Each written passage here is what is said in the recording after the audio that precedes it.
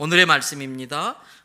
이사야서 41장 10절부터 13절 말씀, 구약성경 1017페이지. 제가 이 말씀을 읽어갈 때에 저와 여러분들에게 하나님의 음성이 들려지는 은혜가 있으시기를 바랍니다. 두려워하지 말라, 내가 너와 함께 함이라. 놀라지 말라, 나는 네 하나님이 됨이라. 내가 너를 굳세게 하리라. 참으로 너를 도와주리라. 참으로 나의 의로운 오른손으로 너를 붙들리라. 보라, 내게 노하던 자들이 수치와 욕을 당할 것이요, 너와 다투는 자들이 아무것도 아닌 것 같이 될 것이며 멸망할 것이라. 내가 찾아도 너와 싸우던 자들을 만나지 못할 것이요, 너를 치는 자들은 아무것도 아닌 것 같고 허무한 것 같이 되리니, 이는 나 여호와 너의 하나님이 내 오른손을 붙들고 내게 이르기를 두려워하지 말라, 내가 너를 도우리라 할 것임이라. 아멘. 할렐루야.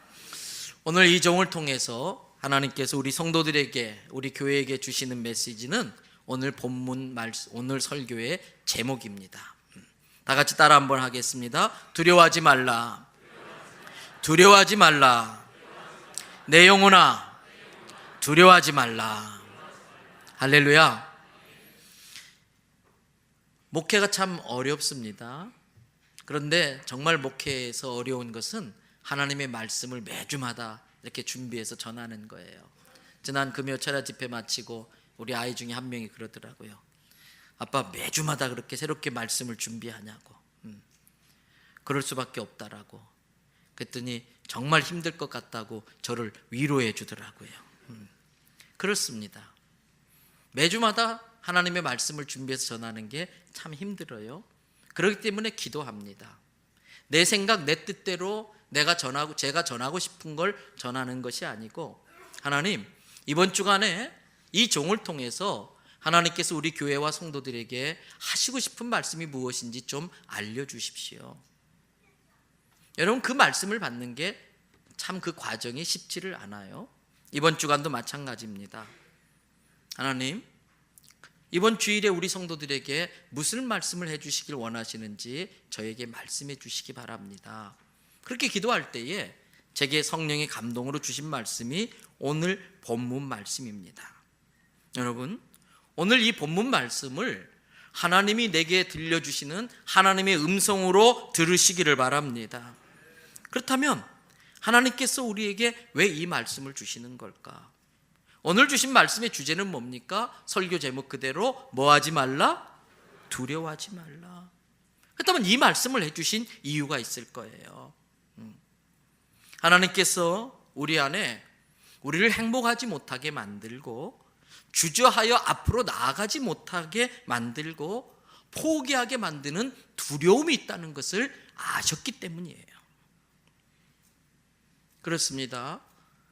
너나 나나 할 것 없이 모든 사람에게는 본능적으로 느껴지는 두려움이 있어요.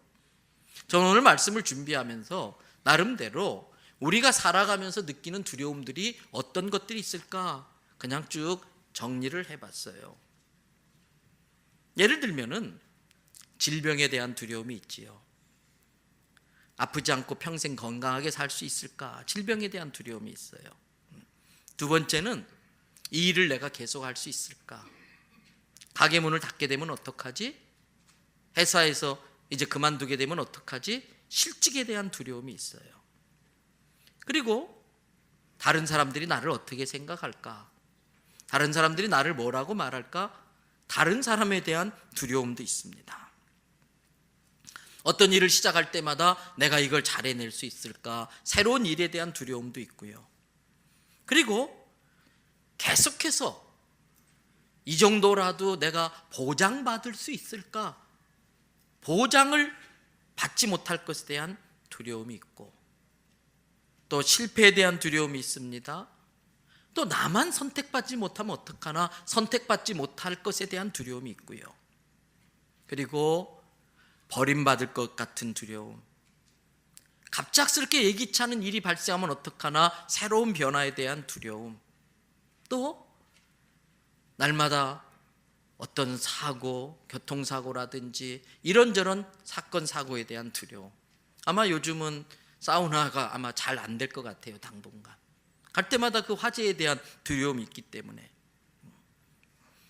성공하지 못할 것에 대한 두려움, 또 낙오자가 되는 것 같은 되면 어떡하나 하는 그러한 두려움, 그리고 더 나아가서 죽음에 대한 두려움이 있고요, 죽음 이후에 나는 어떻게 되나, 과연 천국 갈 수 있을까 하는 그러한 두려움들이 우리에게 있을 거예요.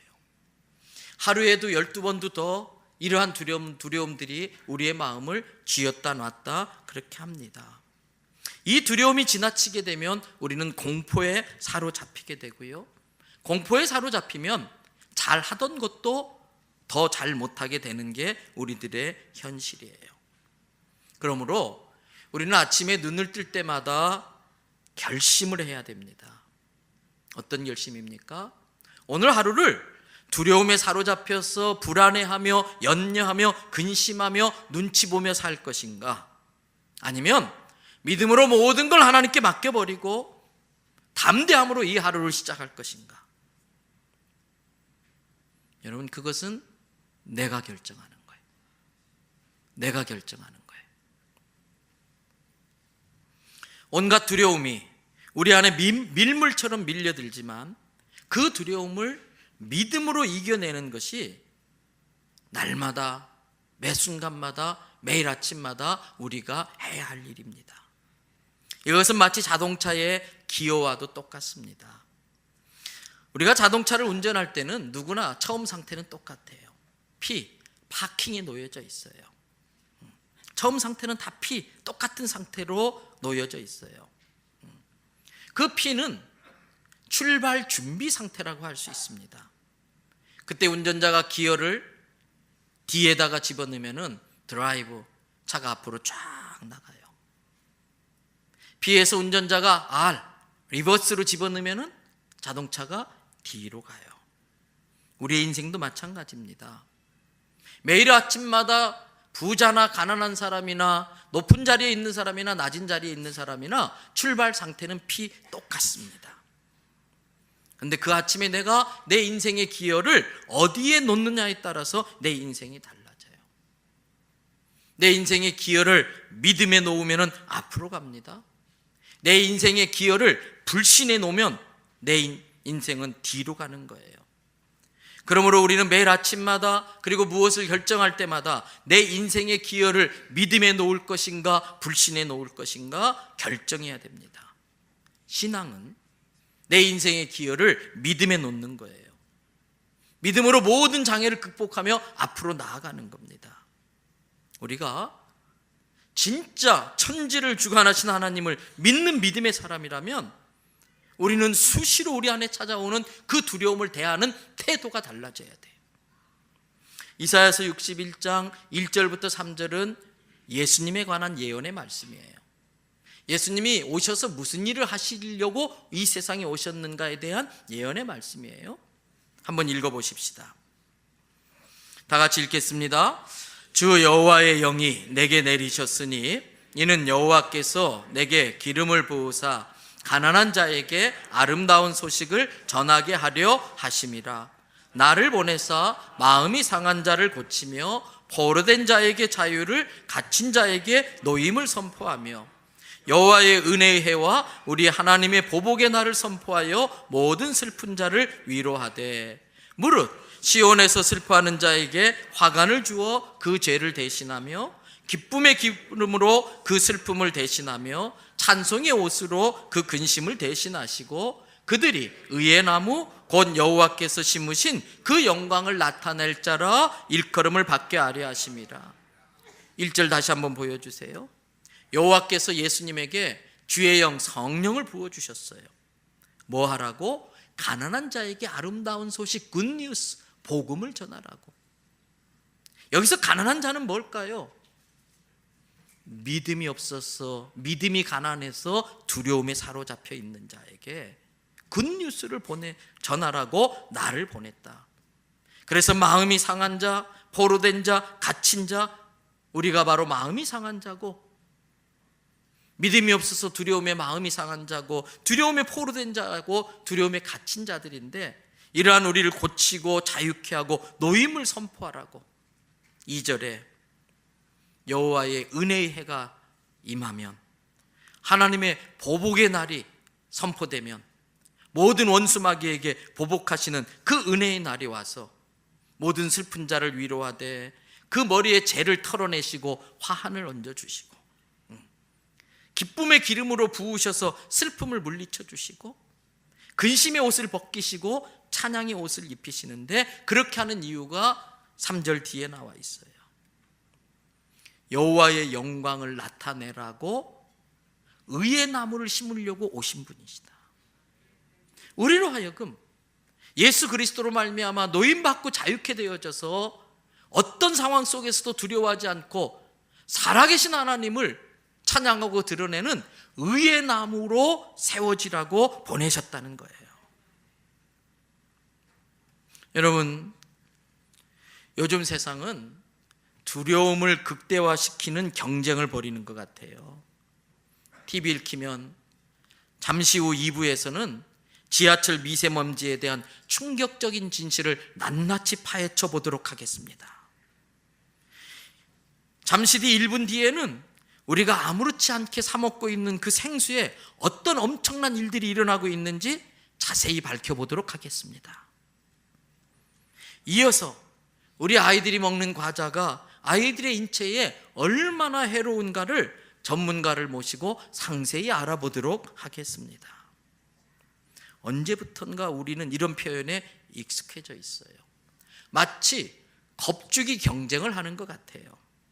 그런데 여러분, 중국 속담에 보이는 것도 사실이 아니다라는 속담이 있다고 그래요.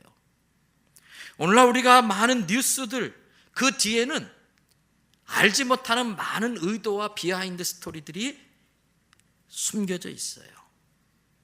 그래서 그냥 들리는 것, 보이는 것만 가지고 쉽게 판단하면 속을 수 있어요.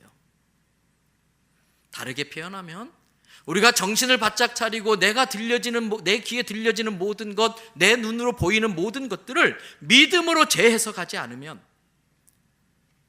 신앙은 믿음으로 해석하는 거예요. 믿음으로 재해석하지 않으면 나도 모르게 어느새 거짓말 같은 것에 사로잡혀서 두려움에 사로잡히는 두려움의 포로가 될 수 있다는 뜻입니다. 여러분, 이처럼 세상이 온갖 진실일 수도 있고 거짓일 수 있든, 진실도 내게 두려움을 줄 수 있는 것이고 거짓도 내게 두려움을 줄 수 있는 것이기 때문에 진실과 거짓에 상관없이 그러한 것들이 우리를 두려움으로 사로잡을 때 우리가 해야 될 것이 있어요. 우리의 눈을 예수님께 두는 거예요. 우리의 귀를 하나님의 말씀에 귀 기울이는 거예요. 그 순간 놀라운 일이 벌어져요. 별것인 줄 알았는데, 대단한 것인 줄 알았는데, 그래서 화들짝 놀라고 그 순간 두려움에 사로잡히고 말았는데, 그때 내가 십자가를 바라보고 예수님이 어떤 분인가를 묵상하고 내게 주신 하나님의 말씀을 내 삶 가운데 적용하면서 그 말씀을 믿는 믿음으로 재해석하기 시작하니까 그것들의 실체를 깨닫게 되는 거예요. 대단한 건 줄 알았는데 알고 보니까 별것 아니더라는 거예요. 그것들이 겉으로는 위협적으로 보인다 할지라도 실제적으로는 나를 어찌할 수 없다는 것을 깨닫게 되는 거예요. 뭐를 통해서? 나를 구원하기 위하여 찾아오신 예수 그리스도를 통해서, 내게 주신 약속의 말씀인 하나님의 말씀을 믿는 믿음의 그 해석을 통해서. 여러분, 그때 찾아오는 게 peace, 평안이에요. 평안이에요. 예수님은 요한복음 14장 27절에서 두려움에 사로잡혀 있는 제자들에게 이렇게 처방을 해주십니다. 우리 같이 한 음성으로 읽겠습니다. 평안을 너희에게 끼치노니 곧 나의 평안을 너희에게 주노라. 내가 너희에게 주는 것은 세상이 주는 것과 같지 아니하니라. 너희는 마음에 근심하지도 말고 두려워하지도 말라.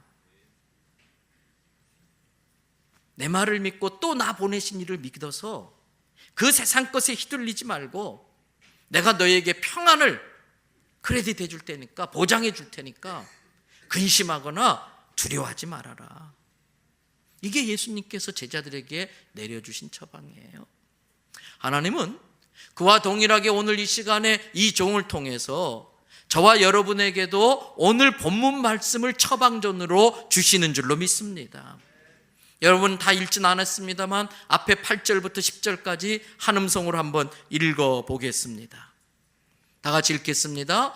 그러나 나의 종 너 이스라엘아, 내가 택한 야곱아, 나의 벗 아브라함의 자손아, 내가 땅 끝에서부터 너를 붙들며 땅 모퉁이에서부터 너를 부르고 내게 이르기를 너는 나의 종이라, 내가 너를 택하고 싫어하여 버리지 아니하였다 하였노라.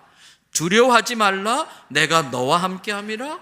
놀라지 말라, 나는 너의 하나님이 됨이라. 내가 너를 굳세게 하리라. 참으로 너를 도와주리라. 참으로 나의 의로운 오른손으로 너를 붙들리라. 할렐루야. 다시 8절 말씀 띄워주세요. 나의 종, 여기서 종이라는 것은 노예라는 뜻이 아니에요. 사명자라는 뜻이에요. 나의 일을 이루어줄 나의 사명자, 나의 종 이스라엘아,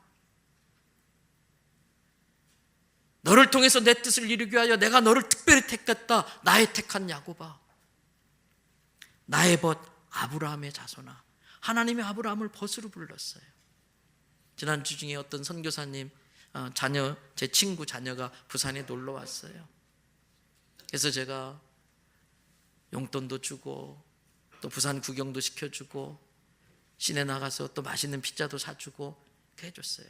왜? 그 친구가 좋으니까, 친구의 아들이니까 사랑스러워서. 근데 하나님께서 아브라함을 벗으로 불러요. 그리고 우리 보고 뭐라 그러냐면 아브라함의, 나의 벗 아브라함의 자손아 그래요. 9절에 내가 저 땅 끝에 저 구석지기에서 쓸모없이 내팽개 버려져 있던 너를 내가 불렀다. 세상은 너를 싫어하고 폐기 처분되었다고 너를 버렸지만 나는 너를 택해서 나의 종, 나의 사명자로 택했다. 그러니까 두려워하지 마라. So do not fear, for I am with you. 내가 너와 함께 함이지 않느냐. Do not be dismayed, 실망하지 말아라. For I am your God, 내가 너의 하나님이지 않느냐. I'll strengthen you, 내가 너를 강하게 할 거야. And help you, 널 도와줄 거야. I'll uphold you, 내가 너를 꼭 붙잡을 거야. With my righteous right hand, 나의 의로운 오른손으로 너를 꼭 붙잡아 줄 거야. 여러분, 두려움은 누구에게나 있어요. 우리가 한계가 있는 인간임을 드러내는 증거인 것입니다. 오히려 그 두려움 때문에 우리로 하여금 신앙을 필요로 하게 하는 것입니다. 그 두려움 때문에 우리가 하나님 앞에 나아가게 되는 계기가 되는 것입니다. 때문에 그 두려움을 느끼는 그 순간이 중요한 거예요.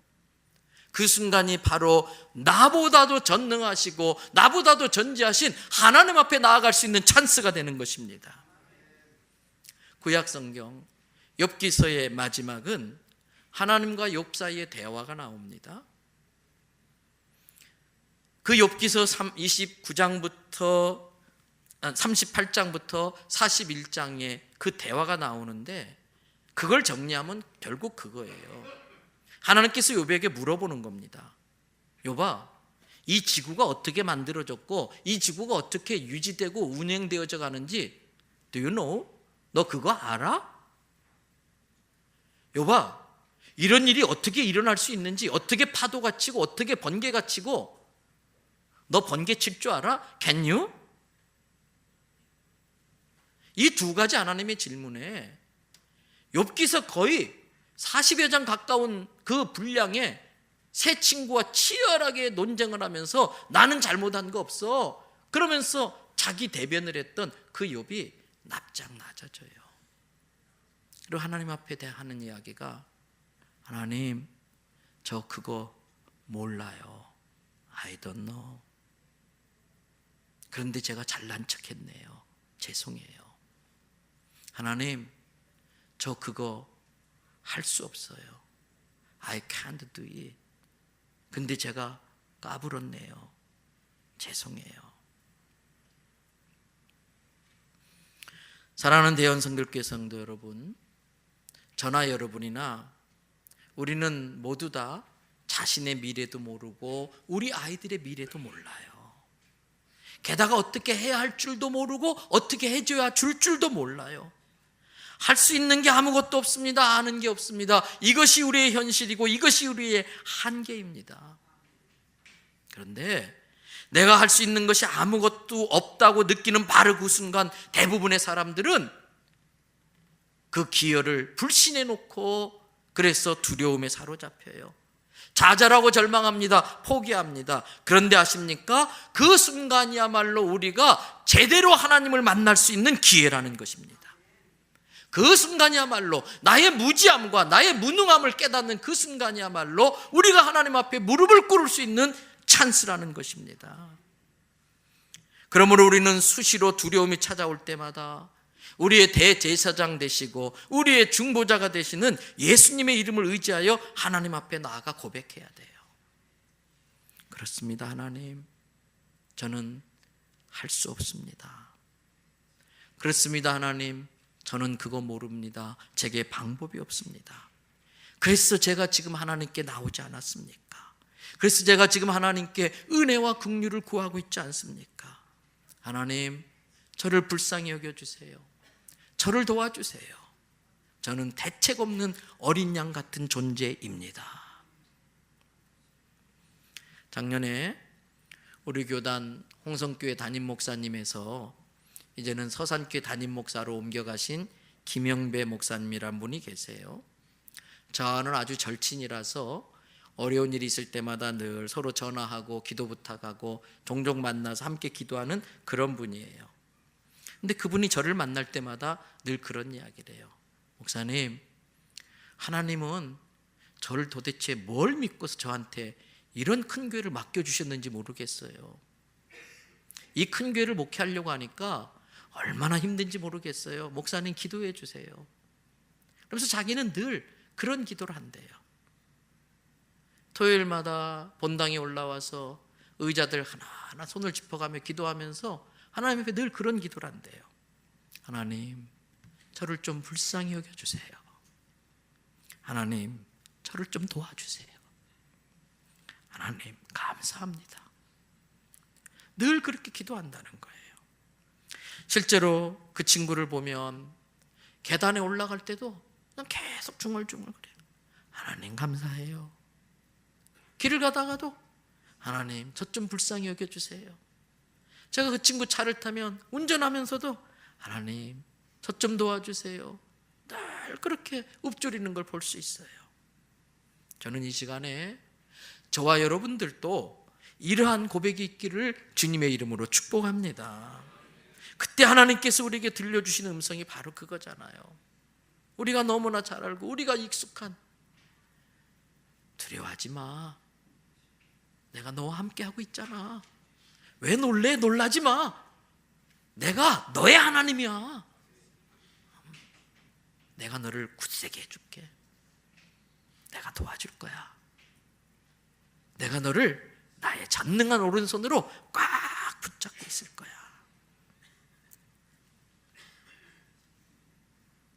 그리고 우리에게 내가 너를 땅끝에서 너를 쓰려고, 세상은 너를 쓸모없다고 버렸지만 나는 너를 쓰겠다고 너를 택하여 부른 너는 나의 종, 나의 사명자야.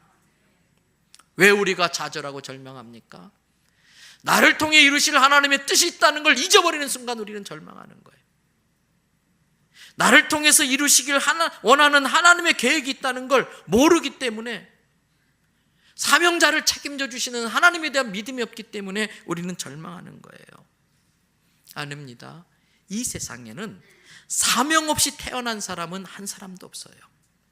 자기에게 하나님이 주신 사명이 있다는 걸 깨닫지 못한 사람은 있을 수 있지만 사명 없이 태어난 사람은 한 명도 없어요. 왜? 하나님은 절대 쓸데없는 걸 만들지 않으시기 때문에. 들에 있는 들풀 하나도 벌레 하나도 우리가 그것을 왜 못 만드셨는지 이해를 못할 뿐이지 하나님은 다 필요해서 만드신 거예요. 그래서 예수님이 말씀하십니다. 하물며 너희일까 보냐. 하물며 너희일까 보냐. 마태복음 6장 25절부터 31절에 그러므로 내가 너희에게 이르노니 목숨을 위하여 무엇을 먹을까, 무엇을 마실까, 몸을 위하여 무엇을 입을까 염려하지 말라. 목숨이 음식보다 중하지 아니하며 몸이 의복보다 중하지 아니하냐? 공중의 새를 봐라. 심지도 않고 거두지도 않고 창고에 모아 들이지도 아니하되 너희 하늘 아버지께서 뭐 하신다? 기르시나니. 그 다음 뭐라고 그랬어요? 너희는 이것들보다 귀하지 아니하냐? 너희 중에 누가 염려함으로 그 키를 한 자라도 더할 수 있겠느냐? 또 너희가 어찌 의복을 위하여 염려하느냐? 들의 백합화가 어떻게 자라는가 생각하여 봐라. 수고도 아니하고 길쌈도 아니한다. 그러나 내가 너희에게 말하노니 솔로몬이 모든 영광으로 입은 옷이, 솔로몬이 입고 있는 모든 것이, 온갖 다이아몬드를 붙이고 기금속을 붙인 그 옷이 이 꽃 하나만 갖지 못하다. 30절, 오늘 있다가 내일 아궁이에 던져지는 들풀도 하나님께서 이렇게 입으시거든. 그 다음 뭐라고 되어 있어요? 하물며 너희일까 보냐 믿음이 작은 자들아. 그러므로 염려하여 이르기를 무엇을 먹을까 무엇을 마실까 무엇을 입을까 하지 마라. 이는 다 누가 구하는 것이다? 믿음 없는 이방인들이나 하는 짓이다. 너희 하늘 아버지께서 이 모든 것이 하나님의 자녀된 너희, 사명을 위해 헌신한 너희에게 있어야 할 줄을 아시느니라. 하나님에 대한 이 믿음이 있었던 다윗은 너무나 절박한 위기 상황인데도 시편 27편 1절부터 9절을 통해 이런 고백을 해요. 여러분, 우리가 마치 다윗이 된 것처럼 이 말씀을 한번 고백하겠습니다. 다 같이 읽겠습니다. 여호와는 나의 빛이요 나의 구원이시니 내가 누구를 두려워하리요? 여호와는 내 생명의 능력이시니 내가 누구를 무서워하리요? 악인들이 내 살을 먹으려고 내게로 왔으나 나의 대적들, 나의 원수들인 그들은 실족하여 넘어졌도다.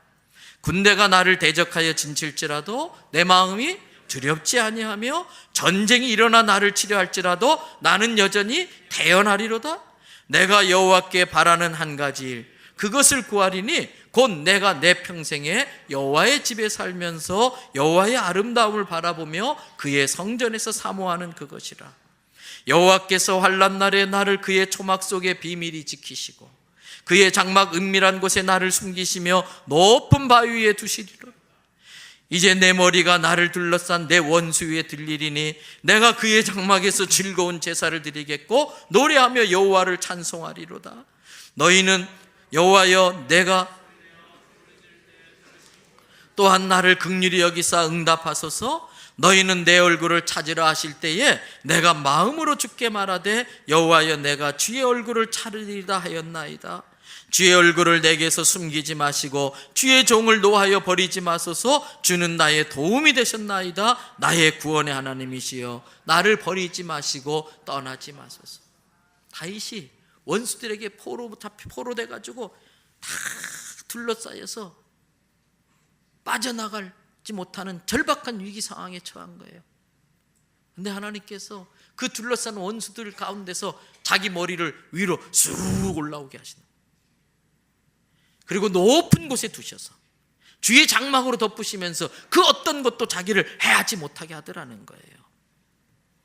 여러분, 누구나 인생에 산이 있어요. 인생의 길이 절대 평탄만 하지 않아요. 자식의 산도 있고 질병의 산도 있고 남편의 산도 있고 실패의 산도 있고 절망이라는 산도 있어요. 우리 힘으로 그것을 어찌할 수 없어요. 내 힘으로 어찌할 수 없는 그 산 앞에 좌절하고 절망하고 주저앉을 수밖에 없는 게 우리의 인생이에요. 그런데 아십니까?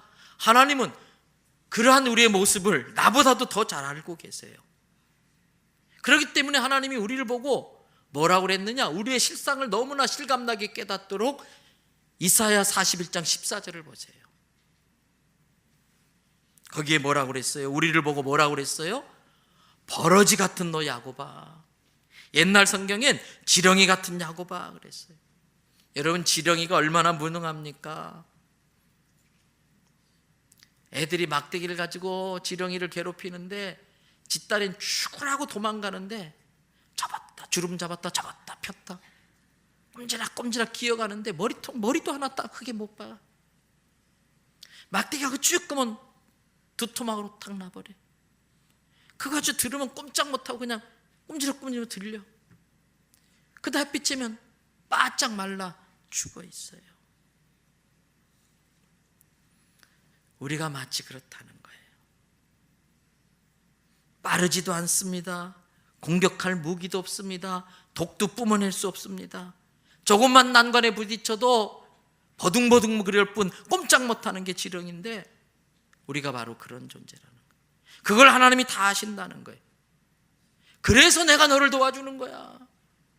내가 너를 붙들어 주지 않으면 너는 그 악에서 버둥버둥 거릴 뿐 아무것도 하지 못하기 때문에, 그래서 내가 너를 붙잡아 주는 거야. 그런데 놀라운 사실은 지렁이 같은 우리들이지만 하나님이 우리와 함께 하시고 우리를 붙잡아 주시면 이가 날카로운 타작기계처럼 된다는 거예요. 이사야 41장 15절과 16절의 말씀 다 같이 함께 읽습니다. 보라, 내가 너를 이가 날카로운 새 타작기로 삼으리니 내가 산들을 쳐서 부스러기를 만들 것이며 작은 산들을 겨같이 만들 것이라. 내가 그것들을 까부른즉 바람이 그들을 날리겠고 회오리 바람이 그들을 흩어버릴 것이로되 너는 여호와로 말미암아 즐거워하겠고 이스라엘의 거룩한 이로 말미암아 자랑하리라. 지렁이만도 못한 나를 가지고 까부르는 거예요. 데리고 장난치는 거예요. 그렇게 괴롭힘 당하는데 하나님이 나를 찾아오셨어요. 하나님이 나를 찾아오셔서 그 권능의 발로 붙잡아서 이가 날카로운 새 타작기계로 만드셔서 내 인생의 산들을 다 부셔버리고 내 인생의 앞길에 그 산들을 다 겨같이 나를 까부르고 나를 장난치는 자들을 오히려 내가 까불러가지고 바람에 날려버리게 한다는 거예요. 그렇게 승리하는 나로 말미암아 여호와가 즐거워하시고, 나는 그 나를 승리케 하시는 여호와로 말미암아 즐거워하고, 그리고서 나는 무능하고 무지한 사람인데 주님이 나와 함께 하시니까 내가 이런 일을 이루어냈습니다 라고 여호와를 자랑하게 하려 하십니다. 여러분, 아무리 성공한 것 같은 사람도 미래의 불확실성에서 자유로울 수 있는 사람은 아무도 없어요. 그러나 자기를 내려놓고 근심과 걱정과 염려와 두려움을 다 내려놓고 사명에 사로잡히는 순간 두려움이 다 사라지는 거예요. 실패해도 내가 실패한 것이 아니라 하나님이 실패한 것이고요. 그런데 아십니까? 하나님은 실패가 없으시고 실수가 없으신 거예요. 넘어졌습니까? 실수로. 일어나면 실수이지만 주저앉아 있으면 실패가 되는 거예요. 넘어졌습니까? 주저앉아버리면 인생의 결론이지만 다시 일어나면 인생의 과정일 뿐이에요.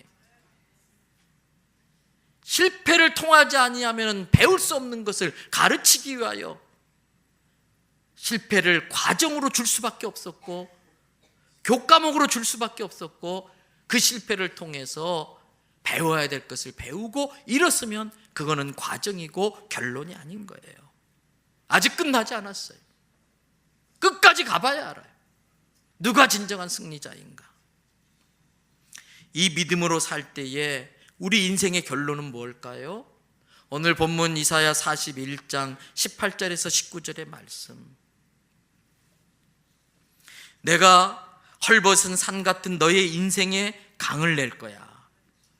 골짜기 같이 쓸데없는 너의 땅에 내가 샘이 터지게 할 거야.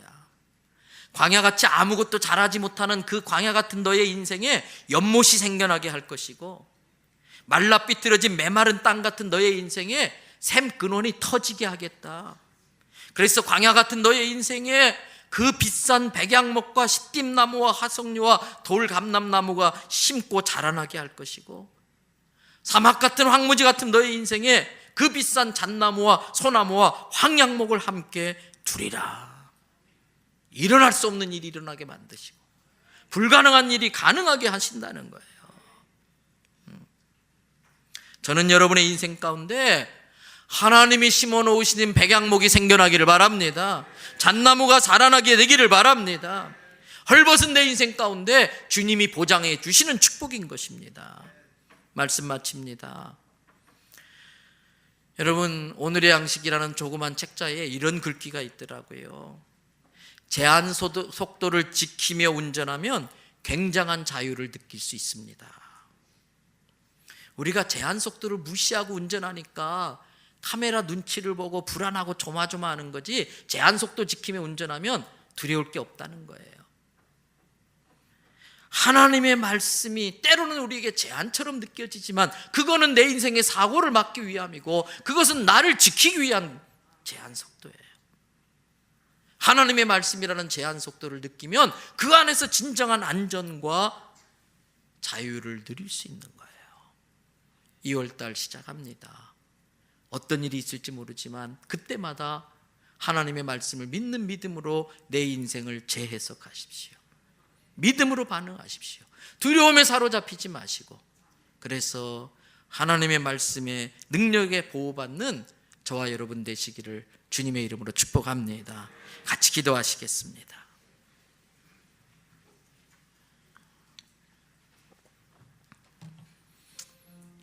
하나님, 저의 믿음 없는 걸 불쌍히 여겨주세요. 하나님, 저 좀 도와주세요. 하나님, 저를 좀 불쌍히 여겨주세요. 이렇게 기도하세요. 하나님 아버지신데 못 들은 척하지 않으세요. 들으시고 반드시 도와주세요. 내 힘으로 할 수 있는 것보다 내 힘으로 할 수 없는 게 훨씬 더 많잖아요. 그래서 하나님이 필요한 거예요. 자식의 인생을 하나님께 맡기세요. 아직 안 끝났어. 주저앉으면 실패야. 일어서면 실수일 뿐이에요. 실수는 교과목이에요. 실수를 통해서만 배울 수밖에 없는 것이 있기 때문에 그렇게 하나님이 하신 거예요. 실패가 인생의 결론이 되지 않고 과정되게 만들어야 돼. 하나님, 믿음으로 일어서겠으니 나를 붙잡아 주시옵소서. 내 두려움을 이겨내게 하시옵소서. 우리 같이 합심으로 기도하겠습니다.